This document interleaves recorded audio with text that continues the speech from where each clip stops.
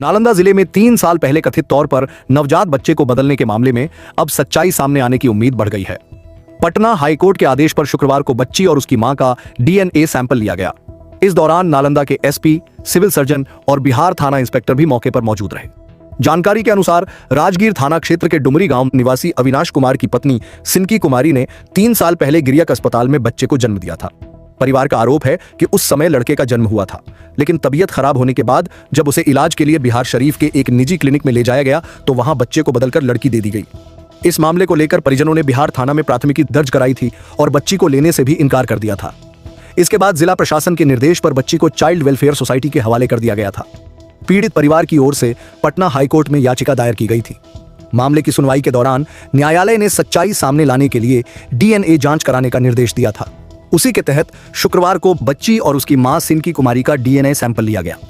High court के अधिवक्ता राजीव कुमार सक्सेना ने बताया कि डीएनए जांच की रिपोर्ट आने के बाद यह स्पष्ट हो जाएगा कि बच्ची सिनकी कुमारी की है या किसी और की।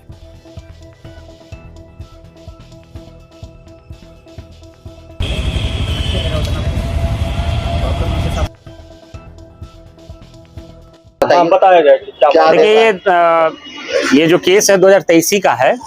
इसमें एक डॉक्टर के यहाँ बच्चा को भर्ती किया गया था, जिसमें बच्चे को बदल दिया गया था, उसका लिंग परिवर्तन कर दिया गया था। एक तरीके से कहते हैं लड़की को लड़की से कन्वर्ट कर दिया गया था।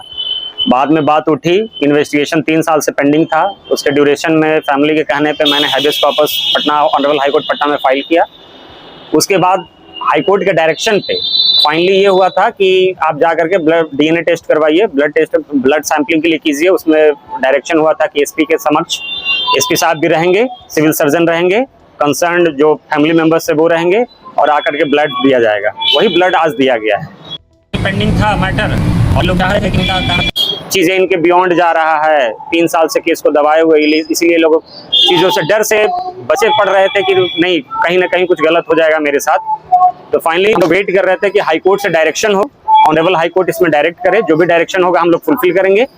हाईकोर्ट का डायरेक्शन 23 हुआ, आज हम लोगों ने आकर के ब्लड दे दिया है। ब्लड लिया गया? ब्लड बच्चे कंसर्न बच्चा जो है उसका और जो कंसर्न माँ है उनका, क्योंकि हाईकोर्ट का डायरेक्शन यही था कि बच्चे की माँ और बच्चे का डीएनए टेस्ट के लिए दोनों का। हाँ, ये बच्ची है। देखिए, अभी तक जो इन्वेस्टिगेशन चल रहा है वो बिल्कुल डिफरेंट डायरेक्शन में चल रहा है। जो मैंने केस फाइल किया, हैबियस कॉर्पस का फाइल किया, just trying to find out that child, वो बच्चा हमको चाहिए। लेकिन ये अभी तक ये प्रूफ करने की कोशिश कर रहे हैं कि ये लड़की उनका है, जबकि ये कभी कोशिश नहीं किया गया कि लड़का को ढूंढा जाए। क्योंकि जब डीएम के आदेश पे कमेटी बनाई गई थी, अब हमारे डीडीसी नालंदा, एसडीओ नालंदा और डीपी नालंदा के द्वारा, उन्होंने जांच किया था और पाया था कि बच्चा लड़का ही है और प्राइमा फेसी केस बनता है। लेकिन अभी तक इस केस में उसके बावजूद भी कोई काम नहीं हुआ। इन्वेस्टिगेशन के नाम पे जीरो है।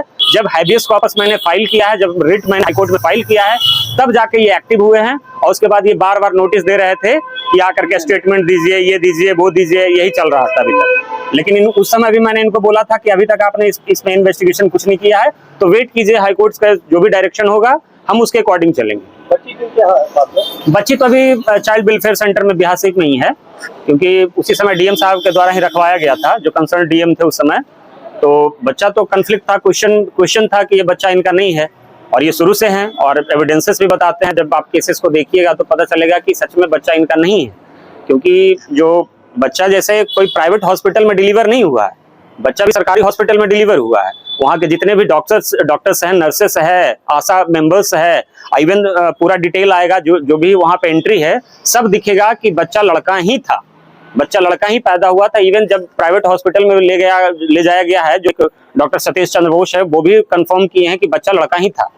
उसके बाद जब इनके यहाँ भर्ती करवाया गया, उस ड्यूरेशन में भी इनके प्रिस्क्रिप्शन में मेल ही लिखाया। ये बाद में जब सतीश चंद्र बोस के यहाँ से निकले तो डॉक्टर पंकज के यहाँ गए, लेकिन डॉक्टर पंकज उस समय अवेलेबल नहीं थे, तो 2-3 घंटा ये लोग वेट किए, लेकिन उस ड्यूरेशन में वो नहीं आ पाए। तो फाइनली ये डॉक्टर ब्रजेश के यहाँ के बच्चा को लेके आए। डॉक्टर ब्रजेश बच्चा को भर्ती करता है, उसके प्रिस्क्रिप्शन में देखिएगा सारे जगह मेल लिखता है। बाद में उस पर ओवर राइटिंग करके एफई ऐड किया गया है, जो जांच कमेटी भी ने भी पाया है और डॉक्टर ब्रजेश ने खुद एडमिट भी किया है, ऑनरेबल हाईकोर्ट के सामने भी एडमिट किया है और यहाँ भी एडमिट किया है कि वो मेरे द्वारा ही मेल को फीमेल किया गया है। ठीक है। और बाकी बच्चे का वजन वगैरह भी देखिएगा तो एग्जैक्ट वजन है, जहाँ जो मतलब जिस रोग से बच्चा पीड़ित था उस समय, वहां इनके यहाँ भी इलाज सेम चला है, बच्चे का वजन भी सेम है। कैसे आप कह सकते हैं कि बच्चा कोई और बदला? बच्चा आपके यहाँ वही भर्ती हुआ जो वहां था, लेकिन 17 दिन के बाद बच्चा जब इनको दूध पिलाने के लिए माँ को बुलाया गया, ये बच्चे को देखी तो ये सीधे डिक्लाइन करके कि बच्चा तो मेरा है ही नहीं, हम तो लड़का की है। कब तक डीएनए का रिपोर्ट आ जाएगा? देखिए, हाँ, ऑनरेबल हाईकोर्ट ने 6 वीक्स के अंदर वहां सबमिट करने के लिए कहा है, और डीएनए का रिपोर्ट ऑलरेडी वहीं जाएगा, क्योंकि वहीं के द्वारा मांग किया, ऑनरेबल हाईकोर्ट के द्वारा ही मांग किया गया। मेरा नाम है राजीव कुमार सक्सेना, मैं इस केस को देख रहा हूँ, मैं ऑनरेबल हाईकोर्ट में ही इस केस को, रिट को मैं देख रहा हूँ।